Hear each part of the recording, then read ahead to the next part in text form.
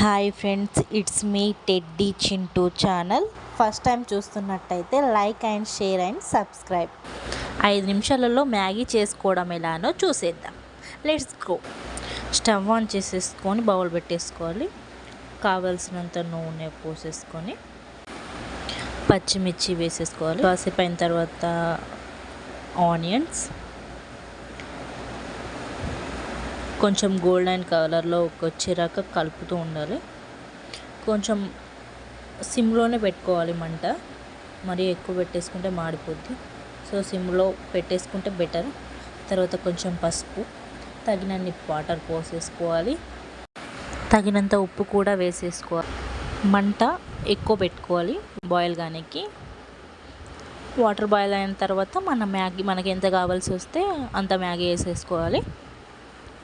మనము అంటే నార్మల్గా కొంతమంది అయితే సూప్ పెట్టేసుకుంటారు, కొంతమంది ఏమో కొంచెం ఫ్రై లాగా ఉంచుకుంటారు. సో నేనైతే ఫ్రై లాగా చేసుకుంటున్నాను. సో అందుకని వాటర్ అని తక్కువ వేసుకున్నాను. లేదు అంటే కొంచెం సూప్ లాగా కావాలంటే కొంచెం వాటర్ ఎక్కువ పోసేసుకొని మనకు తెలుస్తూ ఉంటుంది కదా ఎక్కువ కావాలా అని చెప్పేసి. కాసేపు మూత పెట్టేసుకోండి.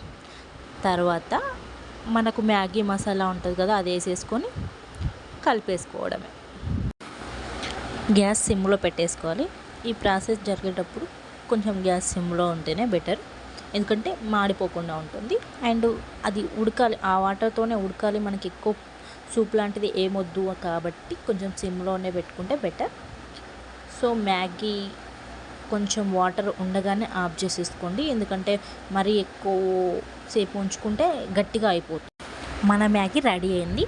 టేస్ట్ ఎలా ఉందో మా ఆయనని అడుగుతున్నాను. ఎలా ఉంది? సూపర్ అంట. మీకు కూడా నచ్చింది అనుకుంటున్నాను. Thank you for watching.